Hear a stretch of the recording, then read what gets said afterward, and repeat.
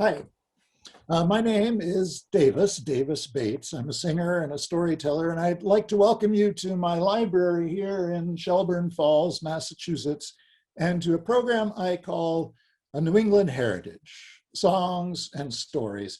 Now, to be honest with you, I am not a native New Englander. I almost was. I was the first person born outside of New England on both sides of my family for over 200 years, but my dad got his first job down in Long Island at Sperry Rand, and so that's where I was born. I'm a native Long Islander. And then we moved to Alabama, where I learned how to speak. Neighbors had to translate because I had a really strong Southern accent when I started talking. And then we moved back up to Pittsfield, Massachusetts, when I was a little over 4 years old. And since then, I have lived in New England. And I'm going to start with a story that's one of my mom's favorite stories. It actually arrived to New England from somewhere else too. It came over from Europe, Germany or Austria. A lot of folks, when they come to this country, they bring things with them. They don't have to pack. They bring stories. And plus, this story starts once upon a time. It's kind of in the rule book. When you're a storyteller, you got to do at least one story like that. This is it. Once upon a time, there was a tailor. Now, tailors make clothes for a living, like you and I are wearing. They make shirts, hats, coats, all sorts of stuff. This tailor wanted something for himself more than anything else in the world for winter. When it got cold outside, he wanted to make himself a coat. But he was too poor to make something for himself. He always had to make something, sell it, get enough money to buy food, pay the rent, still have enough money to buy cloth to make something else to sell. But gradually he scrimped and saved. Anytime there was spare change jingling in his pocket, he would take the change out and he would put it in a jar. I would do that too, except we have a tradition in my family that my dad started, that the kids get to wrestle with the dad, and any change that falls out of the dad's pockets, the kids get to keep. So I don't get to keep my own change. Even though my son is now 28 and my daughter's 23, we skip the wrestling part. That would be dangerous for me. We have a jar by the door. We put the change in it. We split it later. But the tailor, he didn't have any kids. So he finally saved enough money to buy cloth to make a coat for himself. He made a big wool coat, came way down below his knees. He liked it so much he wore it even when it wasn't quite cold enough to wear it outside. Spring, unbuttoned, flapping in the breeze. He wore the coat and wore it till the coat was all worn out. At least he thought it was worn out. He looked, there was a hole in this elbow. He was always leaning on that elbow when he was thinking about what he was going to make, and he thought so hard he wore a hole in the elbow. And he just gotten a puppy. You know how puppies like to play, right? Well, they were playing, and the puppy jumped up and tore a hole way down at the bottom of the coat in the back. But the tailor looked and he saw, there's enough good material left to make something else out of that coat. So he took the coat, cut off the bottom, patched up the top, had a jacket, which was better. He could wear it more often, and he did. He wore the jacket, wore it, till the jacket was worn out, right? At least he thought it was worn out. He looked, another hole, same elbow. And the puppy had grown up to be, of course, a dog, which is what a lot of puppies do for a living, actually, grow up to be dogs. I mean, it was a big dog, this big, but even big dogs, they like to play. And they were playing, the dog jumped up, tore a hole in the back of the jacket, but he looked and he saw there was enough good material left to make something else. So he took the jacket, cut off the sleeves, patched up the middle, had a vest. And that was great. He could wear it every day, and he did. He wore the vest and wore it till the vest was worn out. At least he thought it was. Because he looked at the vest, here and here was kind of shot. He was always bragging about what a good tailor he was. And when he bragged, he held onto the vest like this, and he bragged so hard, he wore holes here and here. But he didn't brag holding onto the back of the vest, because then he kind of looked like a chicken, and people would laugh. That's not the point of bragging, to have people laugh at you. So the back was fine. There was enough good material left to make something else. So he took the vest, cut about 20 pieces out, and sewed them up into a nice cloth hat, kind of like a patchwork baseball cap.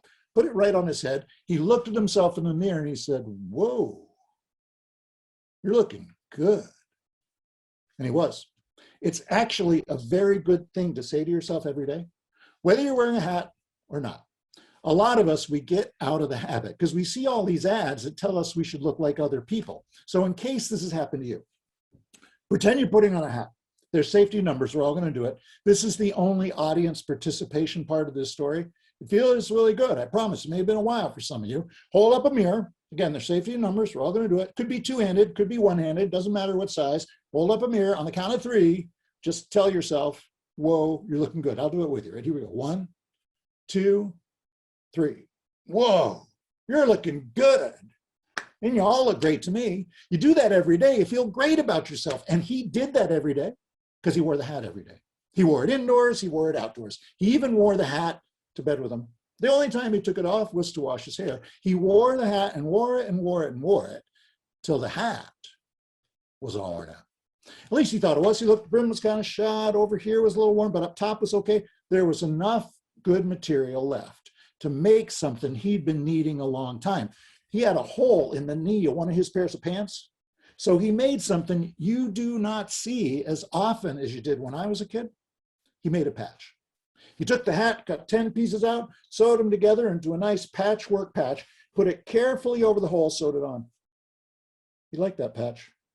You know, that was the best patch he'd ever made in his life. He liked that patch so much when that pair of pants was dirty and it was time to wear his other pair of pants, he took the patch off the first pair, put it on the second pair, even though that pair didn't have a hole. He didn't care. He did that each week, moving the patch, one pair of pants, the other, wearing it till the patch was, you're right, worn out. At least he thought it was. Yes, because when he looked at the patch, he could see there was a hole in the middle, right through to the first hole, but all four corners of that patch were almost as good as new. So he took the patch off, he cut the four corners, and he sewed them up into a nice cloth button. And he put the button right on his shirt.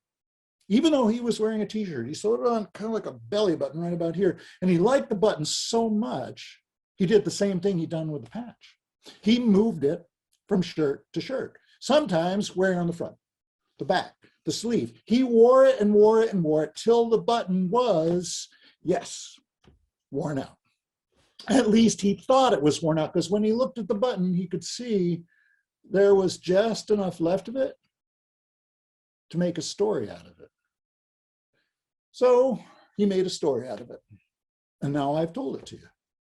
And the nice thing about stories, most of them, they don't get worn out as quickly as clothing. That story is over 300 years old, and I have told it hundreds of times. So if you want to tell it, you don't have to worry about wearing it out. Now, as I said, that story came here from somewhere else. It's actually an old Yiddish folk song that came from Germany or Austria. And even though it's a story from the Yiddish, the Jewish tradition, it kind of speaks to the New England spirit.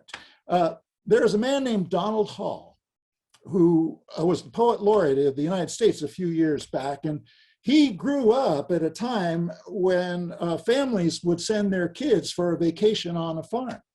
He lived in Philadelphia, but this happened in Springfield, Massachusetts, Boston, all sorts of cities where parents would put their kid on a train, or maybe a couple kids, and the train would get as close to a family farm out in the country, in his case up in New Hampshire, and then his grandfather would meet him at the train station with the horse and buggy and bring him up to the farm. And he'd spend the whole summer on that farm, kind of like a working vacation, helping get the eggs in, helping with haying, going swimming a lot in the swimming hole, exploring the woods, and baking pies with his grandmother. And then just before school would start, his grandfather would bring him back to the train station. He'd get on and then go back to Philadelphia. And when he grew up, besides writing poetry, he wrote a book about visiting his grandparents up in New Hampshire called String Too Short to Be Saved. It's a great book.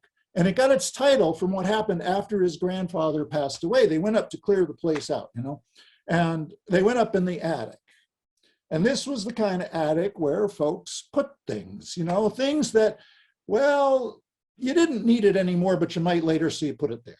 Or somebody gave you something that was important in the family, but there was no place for it in the living room or the dining room, so you put it up in the attic. Or all those papers that you get over the years, you put it in a box and it was up in the attic. So they went to clean out the attic, and he was coming along and he found this shoebox, an old, cardboard shoebox, and there was a string around it that was tied and a label right on the top in his grandfather's handwriting. And that label said, "String too short to be saved." So he untied the string holding the top on, took off the box, and inside that box were all these little pieces of string. They were too short to be saved. But then again, if you're from New England, you never know. So you save it anyway, just in case it's not too short to be saved. Now, as I said, that used to be a song. And someone whose singing voice is the kind of voice, whenever they started singing, people go, "Oh, please stop." They decided they just better stop singing it and tell it so people would actually listen to it. And then it got collected, put in a book where I found it. You can find a lot of great stories in books. This song is still a song. Also came to New England from someplace else. And it's the kind of traditional New England ballad that has a story in it and also a very short chorus. The song came over from Yorkshire, England, over to Nova Scotia, New Brunswick, down into Maine, where it got collected. There's also a spoken version of the story that's in the song that comes from Ireland. But your part in this chorus is really simple. I'll teach it to you, and you can sing it along with me. The chorus goes like this. Fal de lal day. Yeah, that's it. It makes no sense, but it's easy to remember. So on the count of three, we'll all do that together. Ready? And this is folk music. There's no such thing as a wrong note, so do not worry about this too hard. On the count of three, here we go. Ready? 1, 2, 3. Fal de lal day. You got it. And you'll know when it's coming because the last two words of every verse where the story is "and sing." So it won't take you by surprise. You'll know exactly what to do and when. Here's the story. There was a rich farmer in Yorkshire did dwell, had Jack for a servant, and that you know well. The cows being gathered, he had one to spare. He said, "Johnny, me boy, you must go to the fair and sing." Fal de lal day. Well, in through the glare and out through the glen, Jack led the cow with a rope in his hand. And on his way there he came to 3 men, and he sold them the cow for 16 pounds 10 and sing. Fal de lal day. Came to an old woman to her he did say, "Where shall I put all this money away?" "Into your coat lining," to him she did say, "in case on the road some robber may be and sing." Fal de lal day. While on his way home he came to a dark lane. Out jumped a robber, I'll tell you in plain. "Deliver your money without any strife, or with this flat sword I'll take your sweet life and sing." Fal de lal day. Well, he ripped open the lining, the money fell out. All in the tall grass it lay scattered about. And while the robber was picking it up in his purse, Jack made no delay, but jumped on the robber's horse and sing. Fal de lal day. Well, the robber he called out, he bade Jack to stay. Jack made no answer, just rode on his way. Straight home to his master's own house he did go, with a bridle and saddle instead of a cow and sing. Fal de lal day. Well, the farmer came out all in a great fuss. He said, "Johnny, me boy, me cow's turned into a horse. Oh, master, your cow I have sold, but I have been robbed of your silver and gold and sing." Fal de lal day. Well, they looked in the saddle, and lo and behold, 5,000 pounds of silver and gold, besides 2 brass pistols, and the farmer did vow, he said, "Johnny, me boy, you've well sold me cow and sing." Fal de lal day. And now for your brave and honorable day. Half of this money will come to your pay. Besides, if you'll have you my daughter for a wife, and you shall live well all the days of your life and sing. Fal de lal day. That's the well-sold cow, also known as Jack the Cowboy. And I like to think that Jack and the farmer's daughter saw through the plan to keep all the money in the family, and they liked each other okay, but maybe not quite that much. So he took his half of the money and went down the road a ways and got himself a place. You can do that with stories, If you're the one telling it and you don't like the ending, you get to change it. Or if you want to know what happens next and nobody ever told you, you get to make it up. That's how these things change as they go from place to place. That song traveled to this country from another place. This one, it was made on board a ship, and it has Irish roots and American roots. It's a sea shanty. My dad, when he was in high school, actually, they would go up for vacation, even before that, to New Harbor, Maine. And when he was in high school, he got a job as a cook on board a fishing vessel. It went out on Georges Banks and the Grand Banks and fished for all sorts of stuff, mackerel, and cod, and he cooked and he learned songs on board that boat. This was not one he sang, but it is one I learned from somebody else who worked on a boat. It's got a chorus too, a little bit more complicated than that last chorus, but not much. This song was sung hauling up sails. You'd be working holding a big line and haul up a sail, and you'd be pulling together, and so that you could get it done efficiently. And in order to keep a rhythm of pulling the sail up, you would sing a song. I mean, you could just go 1, 2, 3, but it gets kind of boring. So they had these songs called shanty songs, and this one, the way it works is usually someone would sing a line that had a bit of a story in it, and then everybody would sing a line together, the chorus, and then somebody would sing another line, and everybody sing the same line again as the chorus. It kept things less complicated. So here's the chorus. Way haul away, we'll haul away, Joe. That's it. It's very short. Not quite as short as the other one, and makes a little bit more sense. So we'll sing that together. And also, to get an idea what it's like to work on a song, we'll get a little emphasis to the word Joe. We'll pretend to work. I'm not going to make you do any real work. It's a good thing to learn how to do if you haven't already. Pretend to work. Let's sing that with a little emphasis on that last line. Ready? Way haul away, we'll haul away, Joe. You got it. Now, every time I'll sing a line, and then I'll go like this, and we'll sing that line together, and we'll do it until the song is done, because we can't do it anymore after that because the song's all over. Here's the song. When I was a little lad or so, my mother told me, way haul away, we'll haul away, Joe. That if I did not kiss with joy, my lips would all grow moldy. Way haul away, we'll haul away, Joe. Once I lived in Ireland, a-digging dirt and potatoes. Way haul away, we'll haul away, Joe. But now I'm on a Yankee ship, a-hauling sheets and braces.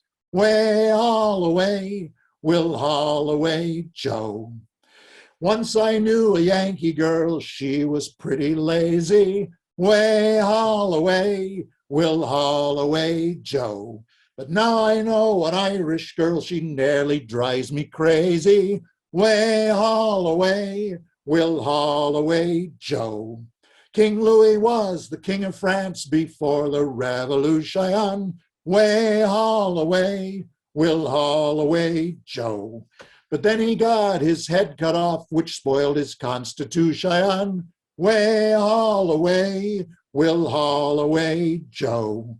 Way haul away, we'll haul away together. Way haul away, we'll haul away, Joe. Way haul away, we'll haul for better weather. Way haul away, we'll haul away, Joe. That's it. That's it. Thanks for singing along.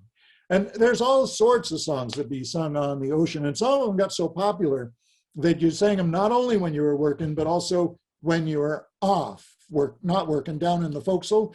You might have an 8-hour or 12-hour watch, and if you're off watch, you know, not on board ship or taking in the lines or lowering the sails, if the winds got too hard, you'd be downstairs mending things, and you'd sing songs together. Sometimes work songs. And this is a work song my dad sang to me when I was a kid. He sang sea songs too, like, oh gosh, blow ye winds in the morning and blow ye winds high-ho, clear away, running gear and blow, boys, blow, which is an old whaling song, came out of New Bedford. but he also sang a work song that had Irish American and African American roots, which I loved a lot, this song, because I loved trains when I was a kid. And I loved the song the first 1,000 times I heard it. And then when I got older, you know, I hardly ever sang it at all because I just kind of heard it too much. And then I learned how to play these spoons. You might have these at home. And I'm going to teach you how to play music with them if you want to learn. And even if you don't want to learn, I'm still going to teach you because it's that part of the program. Now, I remember in that last song where it said, once I lived in Ireland, digging dirt and praties. Praties are potatoes. And you may have heard of the Irish potato famine. And that was when a blight came through in Ireland and destroyed the entire potato crop. And I was reading about the history of Ireland in this book. It said that the English have been trying to get rid of the Irish for over 200 years. And then the potato famine came in and kind of helped them out a little bit. And if you were a fiddler, you were in luck because folks had heard that in this country, the streets were paved with gold. The streets of Boston were just like paved with gold. One, they didn't realize that wasn't exactly true. And two, they didn't realize that there were also signs up on the doors of some places where you could get work that said, no Irish need apply. So folks would come over, not knowing those things. And if you were a fiddle player, you were in luck because you could sell your fiddle and get enough money to buy a ticket to come over and get into Boston or maybe Portsmouth or down in New York City. And if you were a fiddle player, you hadn't sold your fiddle tunes. You still knew them all in your head. So even though you didn't have your fiddle on board the ship coming over, you could sing the dance tunes that you knew. And you could play spoons along with it. And people would dance. And then you got over here, hopefully get a job, and then get enough money to buy another fiddle. I cannot play a fiddle, or I could, but it wouldn't be much fun. But I can play spoons and show you how. You take a flat handle spoon, you put it between your thumb and your first finger like that. And then you take the next spoon, you put it between your first and second finger like that. See how they form a long V? You take the point of that V and you tuck it right into the palm of your hand and close your fist around the spoons like that. Everybody's hand's a little different. Spoons are different shapes. You may have to move them around, but basically get them about that far apart. Then you need your knee for this. So I need my knee too. I'm going to put my foot up on this table, which I was taught not to do as a kid, but one, it's my table, and two, nobody ever eats at it, so it'll be okay. I'll put my foot up here, and then you can see my knee, and you tap the spoons on your knee like this. Or your hand. Get different sounds depending on what part of your body you're tapping on. You put your hand up above your knee, go back and forth. Run them across your fingers like this. Sort of the Lone Ranger effect, which dates me a little bit. Then you can combine the different movements and sounds.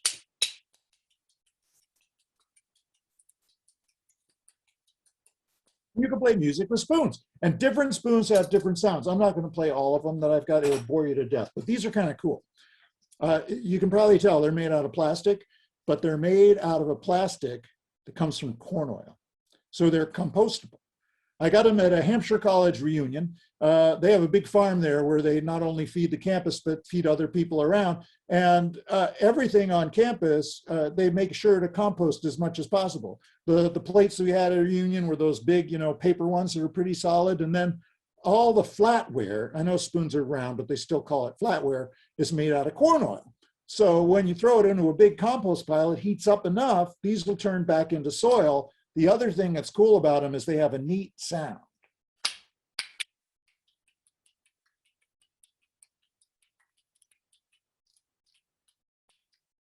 Kind of cool, huh? Now, they don't last as long as metal spoons. Like some people, they get fatigued, and like some people who get fatigued, they crack, and a piece will just fly off. You just got to go to another reunion and get some more.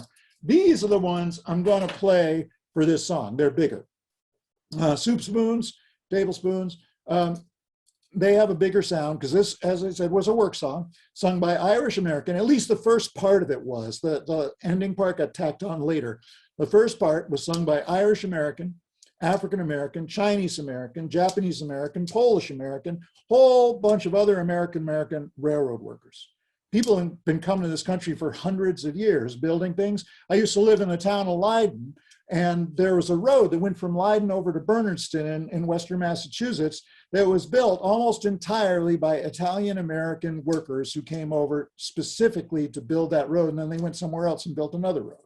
But folks would be having this big railroad spike and 16-pound sledgehammers that they would use to build the railroad tracks, and they would start to sing this. They would sing, "I've been working on the railroad." You know how it goes, right? Well, that's how fast they sang. My dad, at bedtime, he sang it faster than that. They didn't want to get tired, but my dad wanted us to get tired. So the first 3 or 4 songs would be kind of rowdy, and then the songs get slower and slower and slower, and hopefully we'd get half asleep by the end. We'll sing at the speed my dad sang it. You know it, you can sing it with me. You can hear what the spoons sound like. Ready? Here we go. I've been working on the railroad all the live long day. I've been working on the railroad just to pass the time away. Can't you hear the whistle blowing? Rise up so early in the morn. Can't you hear the captain shouting? Dinah, blow your horn. Let's go a little bit faster. What do you think? Yeah, I think so. Dinah, won't you blow? Dinah, won't you blow? Dinah, won't you blow your horn? Dinah, won't you blow? Dinah, won't you blow? Dinah, won't you blow your horn? Let's whisper. Someone's in the kitchen with Dinah. Someone's in the kitchen, I know. Oh, oh, oh. Someone's in the kitchen with Dinah. Ouch. Strumming on the old banjo. A wee bit faster. Singing fee-fi, fiddly-I-O. Fee-fi, fiddly-I-O. Fee-fi, fiddly-I-O. Strumming on the old banjo. That's it. Thanks for singing along. Oh, and if you're learning how to play the spoons, one, just be patient with yourself. These things take a little time. You get frustrated, go away, and come back to it a little bit later. There are YouTube videos about this if you want to check them out. Also, you can make a cheap musical instrument out of a pair of spoons. Just take a pair of flat handle spoons, and then instead of putting your finger in between them, take a rolled up piece of cardboard or a chunk of wood that's flat on both sides, or a rolled up ball of clay works too. You put it there, and then you smush the spoons down and then take duct tape. It's another great use for duct tape besides repairing cars. Nowadays, they got all these cool colors of duct tape. I had a red Subaru that got by on inspection for about 3 years with judiciously placed pieces of red duct tape. But you can use any color you want. Wrap the duct tape around the spoons, and then the tape and the little wedge put there will hold them in the right place, and you can make a musical instrument. Now, that was a work song, and I mentioned in the introduction to the work song about the town of Leiden, where I used to live, Leiden in Western Massachusetts. When I first moved there, I called some friends who I was going to stay with because I was moving out to Western Mass after working with a theater company in upstate New York.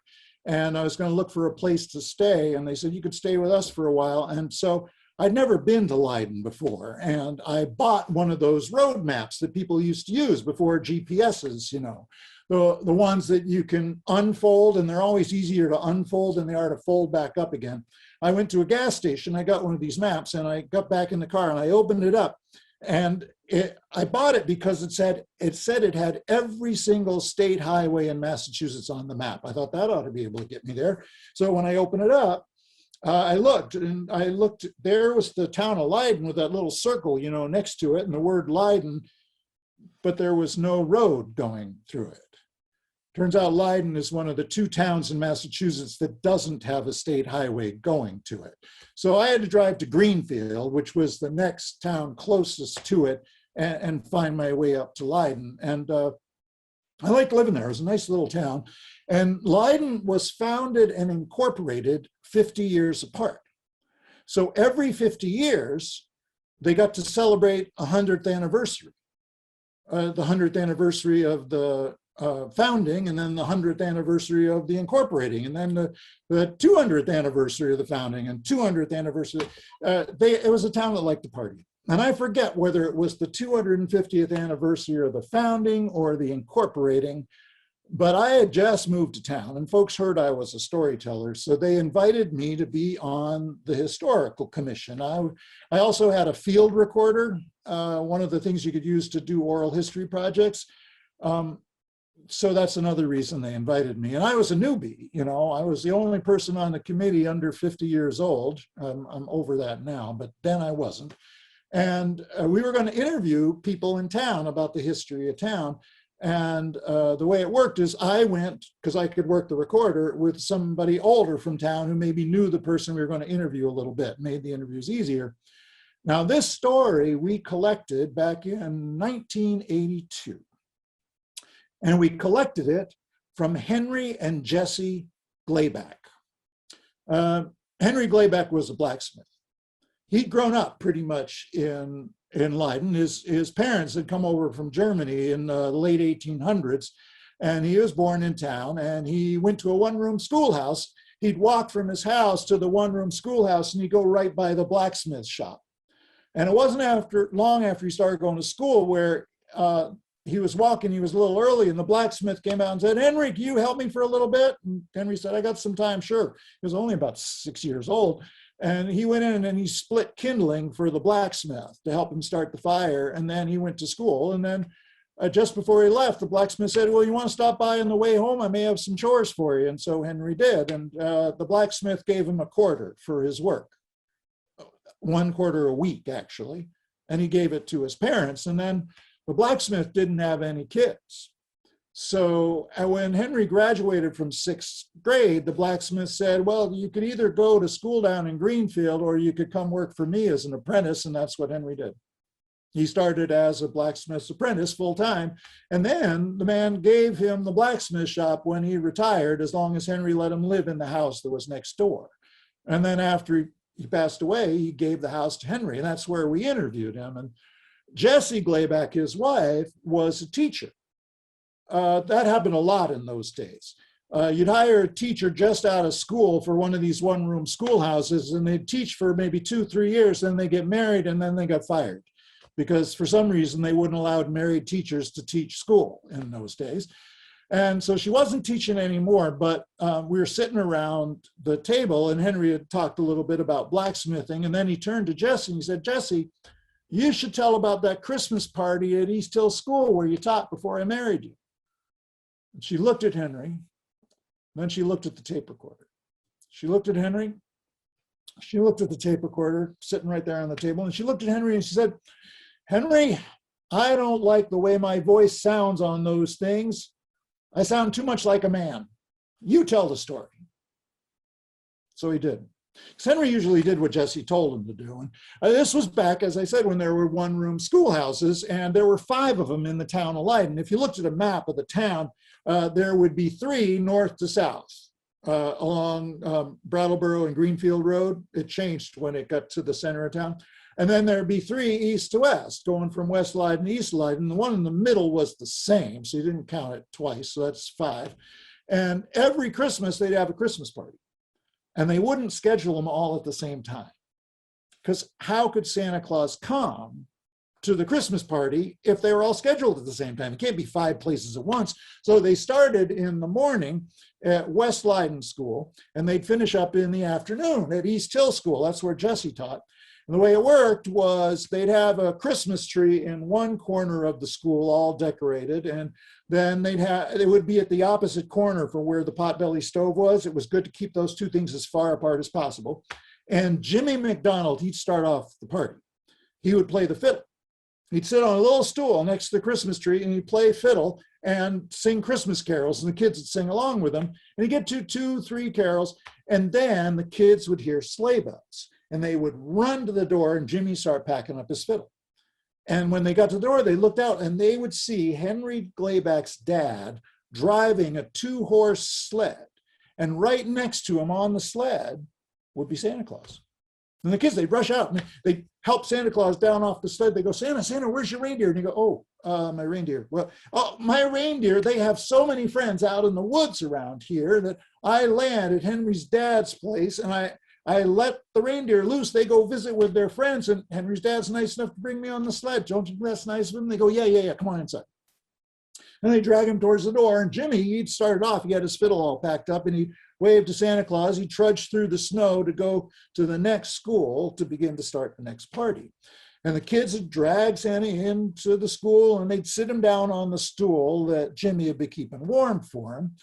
And he'd take turns with all the kids sitting on his lap, asking how their year had been, what they'd be looking forward to. He'd take turns with all the kids except for the twins.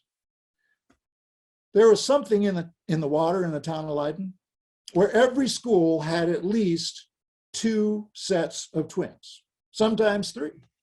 In fact, when I lived there, it was no longer a one-room school. It was a small elementary school. It had 6 sets of twins that had been born in town, going from 1st to 6th grade.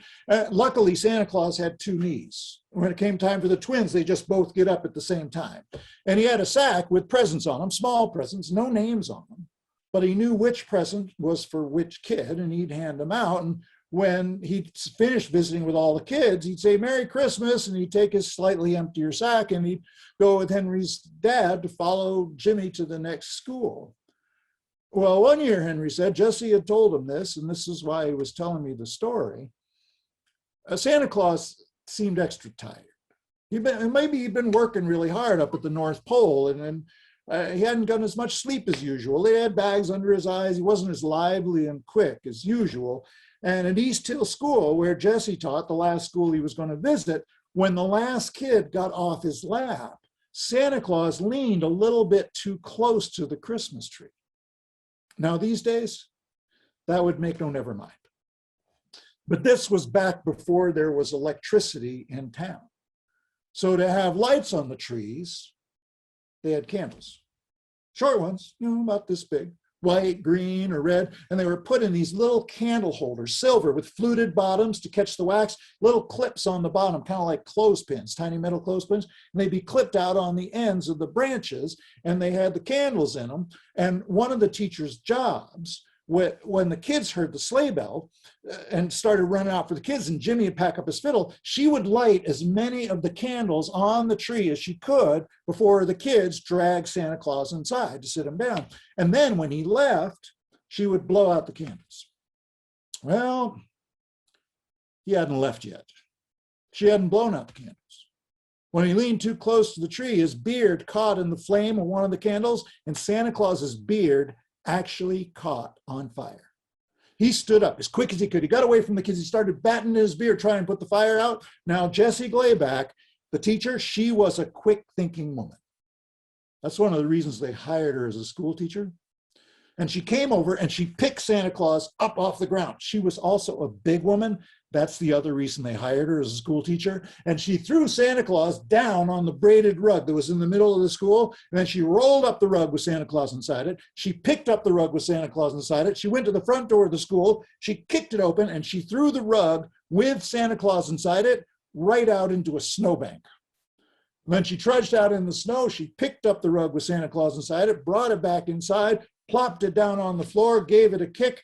The rug unrolled, and there was Santa Claus lying in the middle of the braided rug, in the middle of the school. And his beard was about 5 inches shorter, but the fire was put out.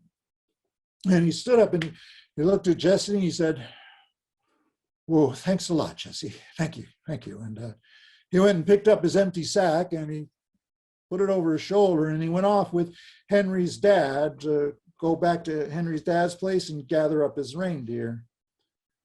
Now, when Henry told me this story back in 1982, he said, to that day, and probably still to this day, when Santa Claus visits the town of Leyden in western Massachusetts, after visiting every house, he makes 2 turns around town up there in the air with his reindeer, and he yells down, "Merry Christmas, and hey, thanks again, Jessie." And that's a true story, how a teacher in a one-room schoolhouse in western Massachusetts saved Santa Claus's life. It's a good thing, too.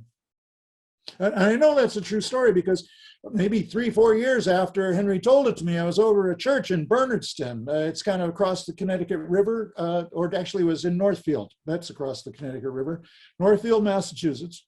And I told that story, and a woman came up to me afterwards. She said, I was a first grader in East Hill School when that happened, and I will never, ever forget it. So if you want to tell that story to somebody, you can swear it's true. Because I'm not taking that story back. You get to keep it. Now, when I was living in Leiden at first and collecting those stories, I lived in a teepee for a little bit while I tried to build a cabin, and it takes me longer to do things than some folks. So I had only that half of the cabin built. And somebody said, well, you should go live with Bobby Krautwurst. He's got extra room. And so I asked Bobby, well, can I work on your farm in exchange for a room? And he said, oh, sure, that'd be fine. And when I moved in with Bobby, folks said to me, what do you two talk about? Bobby wouldn't say boo to a goose. Well, it wasn't true, actually. Bobby just had to know the goose first, and then he'd say boo or anything else he wanted to. And I helped Bobby with maple sugaring. I helped him with haying. Bobby was the kind of farmer where his ex-wife had sort of convinced him to sell all his cows, and then she divorced him, but he still had the farm. And so he grew hay and sold it to places like Stoneleigh Burnham School nearby, where they had a lot of horses. And he also, because you don't make enough money growing hay to pay all the bills, he delivered town criers, those things they hang on your mailbox because they can't put them inside. One advertiser, it was called, when I was in Sudbury, Massachusetts, growing up. And there's all those different publications that are filled mostly with ads, but a few articles, and they hang them on the side of your mailbox. He'd deliver those. And later on, he got a job for the post office, actually delivering the mail. He'd do both things at once. I don't know if he was supposed to, but he did. And I would help him with his haying. And I would rake and do stuff. And then he'd come home, and it would be about 5 o'clock, and we would bale the hay. And it took a while to bale all the hay. We'd finish baling the hay probably around 8, 9 o'clock. Then we'd have to pick up all the bales. And on a full moonlit night, that was fine because you could see the bales in the moonlight. But when there was no moon, we had to actually park my old Volvo and his Chevy pickup truck at 2 corners of the field with the high beams on and the engines going. So you could see most of the bales in the light from those vehicles. And Bobby, he could throw a bale of hay 7 bales high and actually have it land where he wanted it to. I tried that. We stacked the bales. It was easy when they started, 1 row, and then 2, then 3, and get up to 4. And I would have to climb on top because I'd try and throw the bales, but they'd roll over the other side. I'd throw them too hard, or I didn't throw them hard enough, and they'd land on my head. And then Bobby said, why don't you get up there and I'll throw them to you. He would throw them, and they would almost land exactly where they're supposed to be. I just had to shift them a little bit. And then I'd be up there, and it was too hard to get down. So I'd lie on my back. And on the way back to the barn to unload the hay, we'd come off the field and onto the road. And being 7 bales high, the maple trees on the side, their branches came across, and they were just the right height to take the nose off my face. So I'd hold my hand like this to keep the branches from hitting me. And one full moonlit night, I'm lying there on my back, and by then we were by the maple trees, and it was beautiful. And I remembered the song that I learned at Hampshire College from a guy named David Mallet, who came to visit and sang songs, and it's called, coincidentally enough, the haying song. I'm going to teach you the chorus. It goes like this. Oh, you have to make hay when the sun shines. Try that part. Oh, you have to make hay when the sun shines. That's good. And then the next line goes, that's what all of the hill people say. That's what all of the hill people say. Next line. You just keep your load wide, keep an eye on the sky. Try that. You just keep your load wide, keep an eye on the sky. And make sure it's dry when you put it away. And make sure it's dry when you put it away. Now we'll string it all together. Humming is fine if you don't get all the words. We'll sing it a few times, so you might get the words by the end. But let's sing that chorus. Oh, you have to make hay when the sun shines.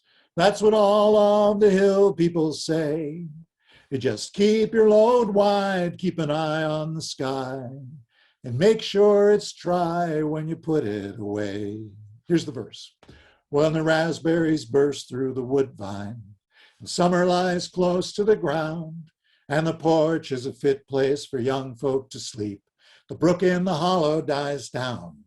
Well, then with straw hats and wagons and horses, like young Tim and tired old Dan, we'll head for the fields to the creak of the wheel with a pitchfork that blisters your hand. Now the chorus.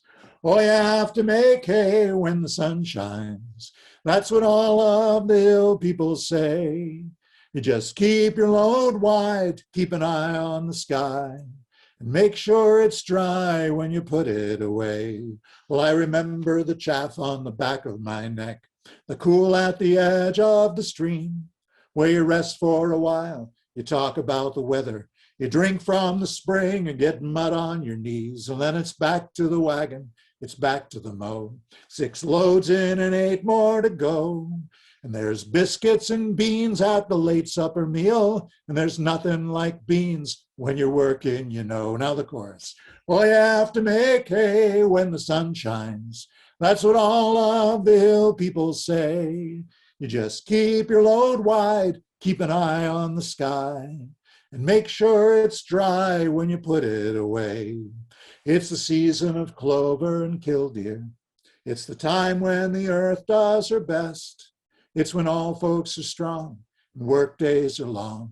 You know when to rise and you know when to rest. And in the cool of the evening, I'll perch on the mow. Let the wagon wind blow through my hair. And I'll count off the stars and talk to the moon and sing to myself in the sweet summer air. Hang on at the corners and duck from the branches and sing to myself in the sweet summer air. Last time. Oh, you have to make hay when the sun shines.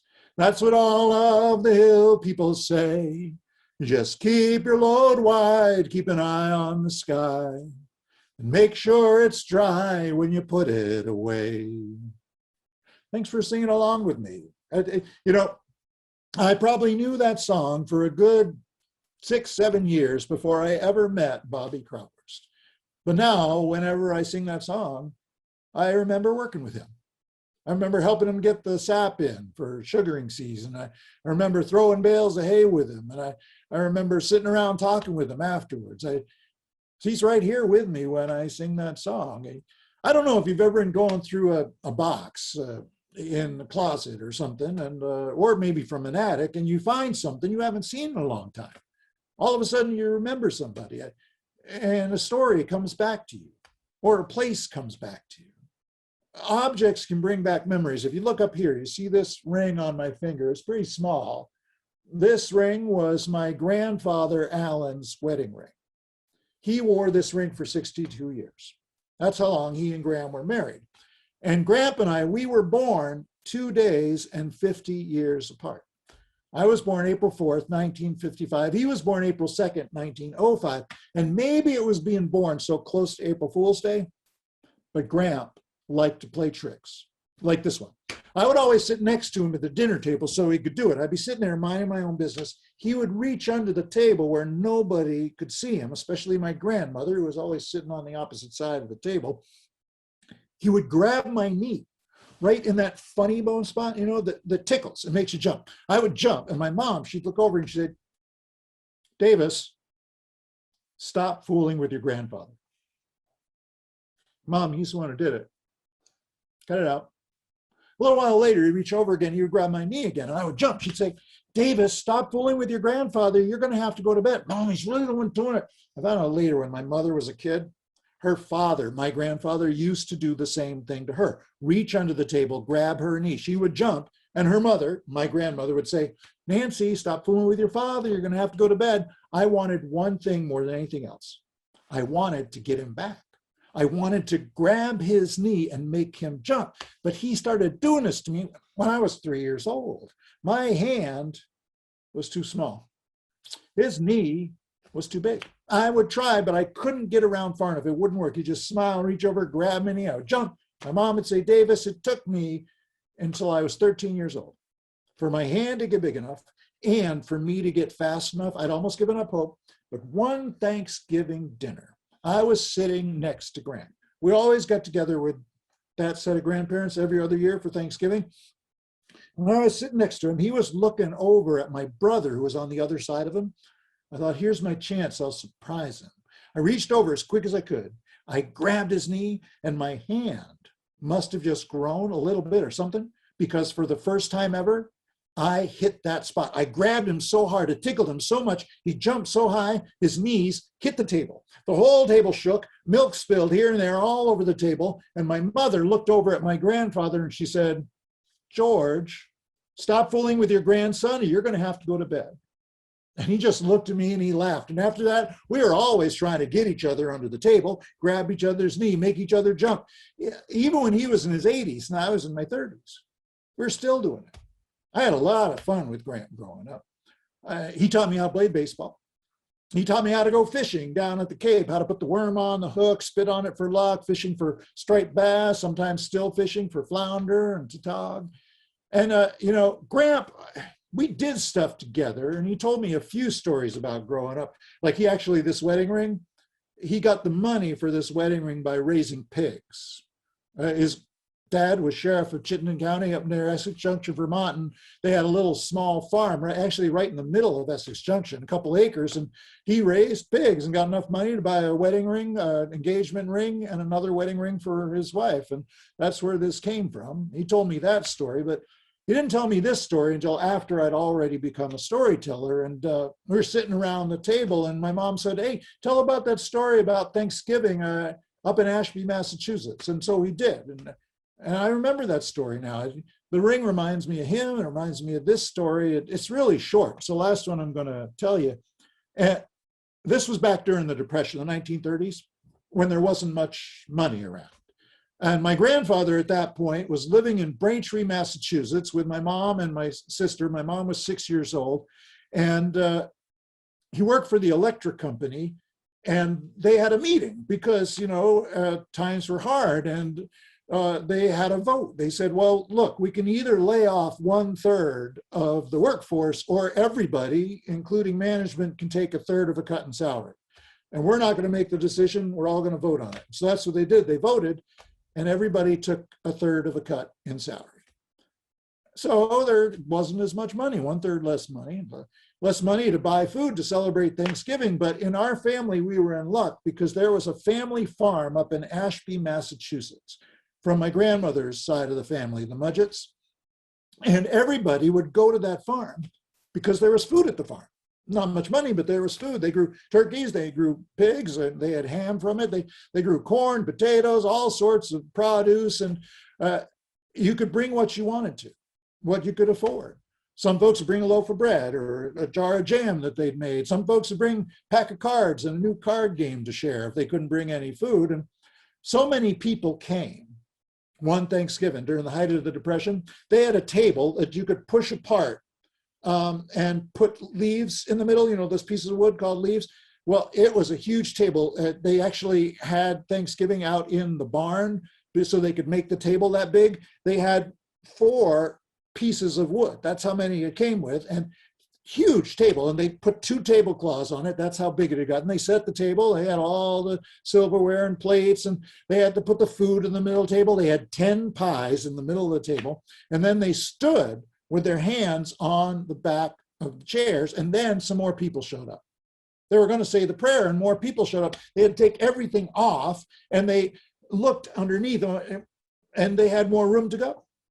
They could spread the table apart. And my grandfather said, Nancy, climb under the table, tell us when to stop. They pushed the table apart even farther. They got a pine board from the attic that just hadn't come with the table, but they put it in. Then they put the tablecloths back on, put everything else back on. Then they stood there again to say the prayer, saying thank you for the meal for each other and sit down. Well, they were halfway through saying the prayer when the middle of the table began to sink. Slow at first, but it was picking up speed. And my grandfather was in the middle on one side. Uncle Ed was in the middle on the other. And Gramp said, hey, Uncle Ed, sit down. And the 2 of them sat down just as the table broke. And they caught it on their knees. And all the food slid towards the middle of the table. And my grandfather said to my mom, hey, Nancy, run to the house and get some encyclopedias. And my mother ran, 6 years old, into the house, got 4 big, thick books, brought them back. Everybody stood around. They lifted the table a little above level. And they put those big, thick books on the knees of Grandpa and Uncle Ed. set the table back down. And that's how they ate Thanksgiving dinner. For 3.5 hours, my grandfather and Uncle Ed held that table up on their knees. And when my mom and my grandfather told me that story that Thanksgiving, my mom said at the end of the story, she said, that year we were thankful your grandpa and Uncle Ed had awful strong knees. And my grandfather, I was sitting next to him again, he elbowed me in the ribs and whispered in my ear so my grandmother couldn't hear him. He said, strong bladders too. And that's a true story from my family. We all have stories like that. You may have an object at home like this ring, or a photograph reminds you of somebody. You tell a story about them, they're right there with you. Whenever I tell a story, it's almost like my grandfather's here and my mom's here. Stories are great that way. They connect us all to each other, to our past. And one last song, it's real quick. I'll teach you the chorus. I learned this song, and it kind of reminds me of, I've sung this in the car when I've been down in North Carolina visiting a friend. It was originally sung on boats, hauling up anchor. If you're coming home from Europe or Africa, you would sing this song. The chorus goes, rolling home, rolling home, rolling home across the sea. Let's try that. Ready? Rolling home, rolling home, rolling home across the sea. Next line goes, rolling home to old New England, rolling home, dear land, to thee. Try that. Rolling home to old New England, rolling home, dear land, to thee. Let's string the chorus together. We can sing it straight through. I'll do a couple verses. This was actually one of the work songs, a capstan shanty. The capstan would be in the bow of the boat, and it would go down on a post down into the locker for the anchor chain, and you'd have a capstan going through, and you'd go around, a bar going around, and you'd haul up the chain as you push the capstan around and around. And they liked this song so much, they'd sing it when they weren't working. The book I found it in, it had 126 verses, but I'm only going to sing a few of them. Let's try the chorus. Rolling home, rolling home, rolling home across the sea, rolling home to old New England, rolling home, dear land, to thee. Here's the verse. Call all hands to man the capstan, see the cable running clear, heave away and with a will, for New England we will steer. We're rolling home, rolling home, rolling home across the sea, rolling home to old New England, rolling home, dear land, to thee. Fare ye well, ye Spanish maidens, it is time to say adieu. Happy times we spent together, happy times we spent with you, but we're rolling home, rolling home, rolling home across the sea, rolling home to old New England, rolling home, dear land, to thee. Up aloft amid the rigging blows a wild and rushing gale, like a monsoon in the springtime, filling out each well-known sail. We're rolling home, rolling home, rolling home across the sea, rolling home to old New England, rolling home, dear land, to thee. And each wave we leave behind us seems to murmur as we go, there's a hearty welcome waiting in the land to which you go. Last time. We're rolling home, rolling home, rolling home across the sea, rolling home to old New England, rolling home, dear land, to thee. Thanks for singing along with me. Thank you. And thanks for listening to stories. Please share your favorite story with somebody else. I want to thank the Council on Aging for inviting me to share this program, and a special thanks to the Burlington Cultural Council, a local agency funded by the Mass Cultural Council. They funded this program. They do a lot of great things in town. You know anybody on the council, say hi and say thanks, and have a wonderful spring now that it's here. Thanks, everybody.